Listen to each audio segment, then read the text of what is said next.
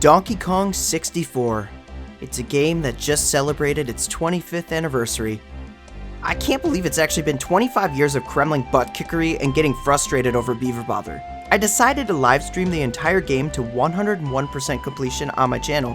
Go watch it if you want. And it had me asking questions I had yet to ask.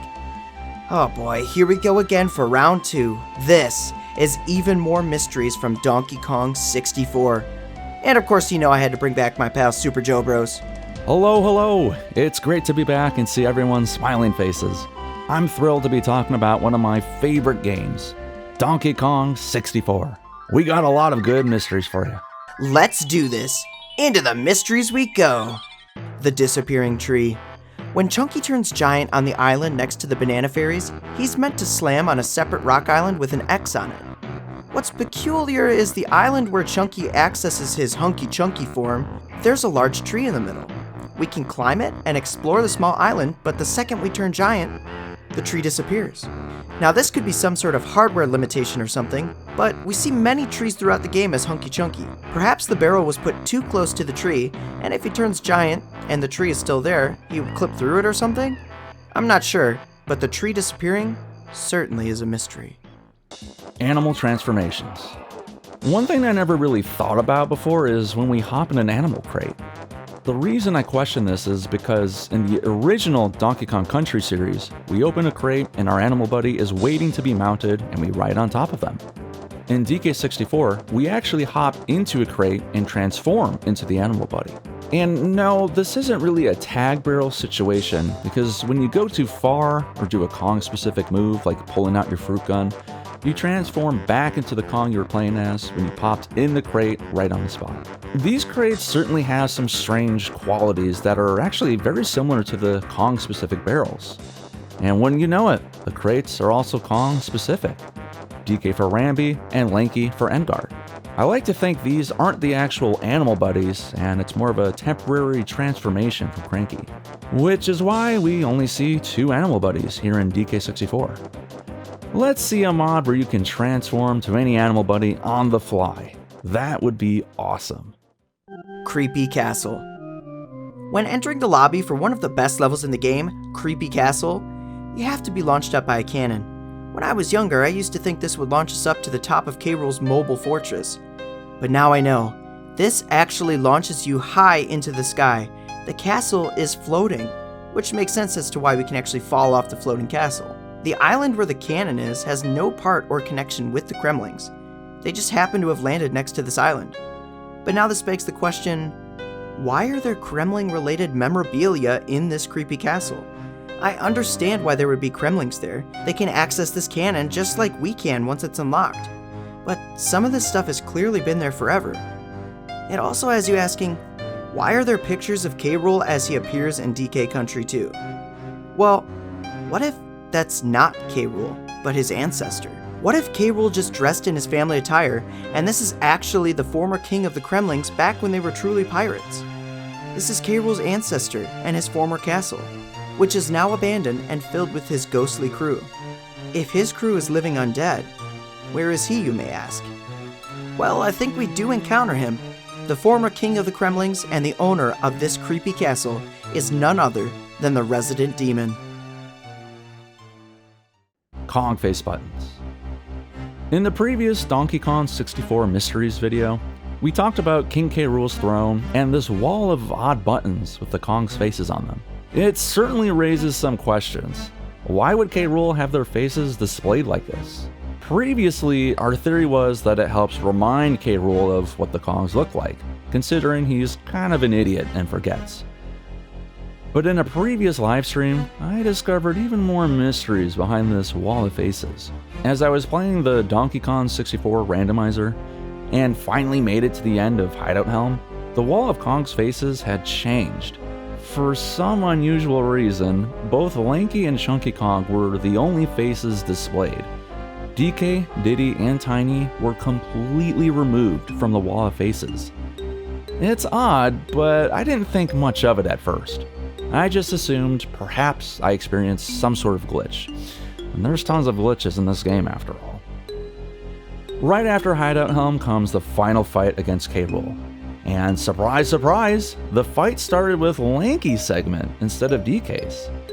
Then, after knocking the Kremling on his butt, the fight went straight into Chunky's segment. The game had completely skipped DK's, Diddy's, and Tiny's fight sequences.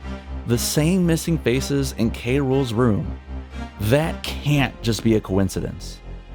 This interaction raises a ton of questions. Why would the randomizer skip these sections of the boss fight? Is there code tied to these face buttons that affects the boss fight? What would happen if none of the Kong faces were there? Would the boss fight skip right into the last cutscene? This is a big mystery. I have tons of questions and zero answers. What else are you hiding, K. Rool? Minigame barrels. I started to question the minigame barrels as I progressed through the game, not the fact that they exist or that some of the minigames are trash compared to others, but for the fact of, I don't think these were placed by the Kremlings. Cranky Kong shows us in the beginning of the game that he has crafted these training barrels for us to learn the basics. These are nearly identical to the minigame barrels with the exception of Cranky's face being on them. My point is, this is his technology, not the Kremlings or Snides. I think Cranky actually knew how irresponsible Donkey was from previous experience and started safeguarding some bananas across the island. K. Rool may have stolen the banana horde, but Cranky made sure some were kept safe inside his special barrels that I believe he thought only a Kong who was trained by him could beat the challenge and recover. It does make you wonder why he doesn't create some security for the horde though. But then again, that is DK's job. Lazy bum. Golden banana sizes. 201 golden bananas. That's a whole lot for a single collectible. With 201, banana, and 201 Kong dances, I can't help but notice something unusual about the bananas. Most of the time, they consist of the same size, roughly larger than DK himself. But there's a couple of golden bananas that are significantly larger than usual. One that comes to mind is that hidden reward from the Mother Banana Fairy. It is massive in comparison to Tiny Kong. Why is this golden banana so much larger than the others? How did it get to this size? Well, I suppose this one makes more sense considering Tiny Kong has to shrink down to enter the fairy room. And this golden banana is pretty spectacular given that it's the hidden 201st banana. But another golden banana that comes to mind is on DK Isle. When Hunky Chunky does a Simian slam on the giant X platform, which sets off an explosion for a nearby boulder. This golden banana is also humongous. Why is this one so large? Is it to match Chunky's size? How did it get to this size? Collecting this golden banana as regular size Chunky is really funny to me. It just shows how ridiculously big this banana is. There's no way those Kremling could haul such large bananas away from the Kongs. Lanky's nose. Okay, I won't dwell on this one too much, but have you ever wondered why Lanky has a nose? And the fact that it's like a Rudolph one? None of the other Kongs have a nose like this, and the Kong family he actually comes from would be the Manky Kong orangutans. And they have similar faces to the other Kongs, no nose present. In a world without noses, this Kong stands alone. They do say this Kong has a funny face. Maybe that's not an actual nose, but one of those fake clown ones. I mean, it's possible, right? Enemy variants. This game throws a lot of different types of enemies at the player. From naughties to zingers, koshas, casplats, ghosts, evil tomatoes. We've kind of seen it all, but why are there different variants of these common enemies? A good example is Clobber and Kaboom, the green and red Kremling hiding inside barrels. The red Kremling are strapped with TNT and self-destruct if the Kong gets too close. This is a great tell for the players so they know how to navigate this type of enemy. But what is the purpose behind a regular claptrap and a purple claptrap? Purple claptraps don't go down with regular punches and kicks, so why are they so strong? How come their skeleton doesn't chase after the player when knocked out? Or should I ask, why do green claptrap skeletons come out? Also, why are some so much larger than a regular claptrap? K. Rool, what are you feeding them? Then there's the basic Kremling soldier, Critter, which can be found in every world of the game. You know them, you love them, they're hard to miss. But what I miss are those red critters. Their appearances in the game are pretty rare. They can only be seen in the bonus stage Kremling Kosh and Lanky's Burp Piano in Frantic Factory. Why do they have such a rare appearance? They must be special to K. Rool if they reward 2 points in Kremlikosh, and have such musical talent. But why can't they be found roaming about in the game? It would be neat if they dealt more damage to the Kongs, or if it took more punches to knock them out. But I suppose it's better than nothing. The red critters are appreciated. But what about the golden naughties, huh? They are nowhere to be seen in the adventure mode. The Unlocks minigame, Rambi Arena, features the regular blue naughty and the rare golden naughty. Knocking out the common blue naughty rewards the player 2 points, and the golden 10 points. What a great reward system! So, where are the golden naughties for Beaver Bother? The infamous, torturous bonus stage of naughties features 0 golden ones. Rare, why are you so cruel? Clearly, you thought to include them in the game and program them to reward more points. So why not Beaver Bother? I won't rest until I get some answers. Disco Chunky.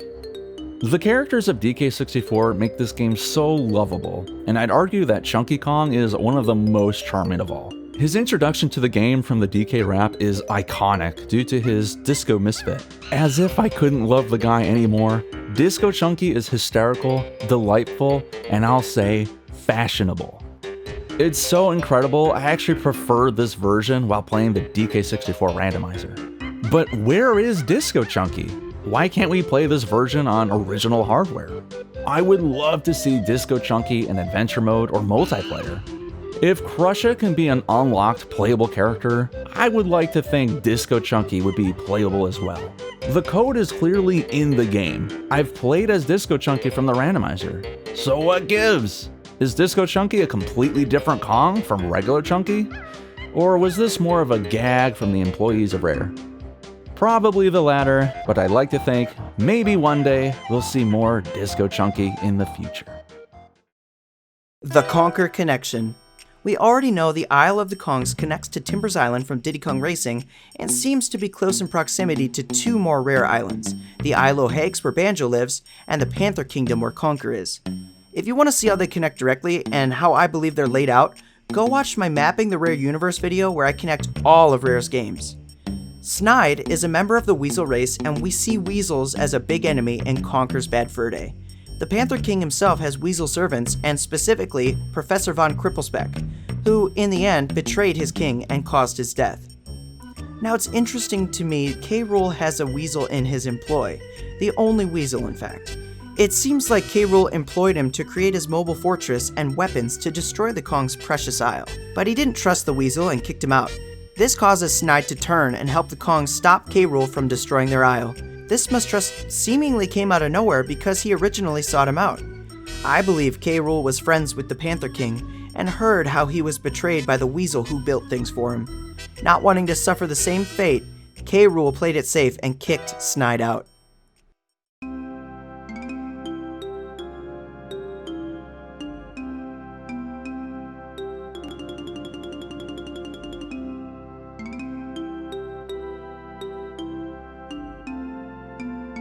Well, that's all the mysteries we have for today. I want to thank my pal Super Joe Bros for coming on. Definitely go check out his content and his entire month dedicated to Donkey Kong 64. Thank you so much for having me, Jiggy.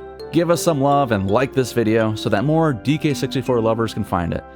And I'll see you all soon for Donkey Kong December. And subscribe to me and Super Joe Bros if you haven't. Until next time, have a good one. Jiggy, look back!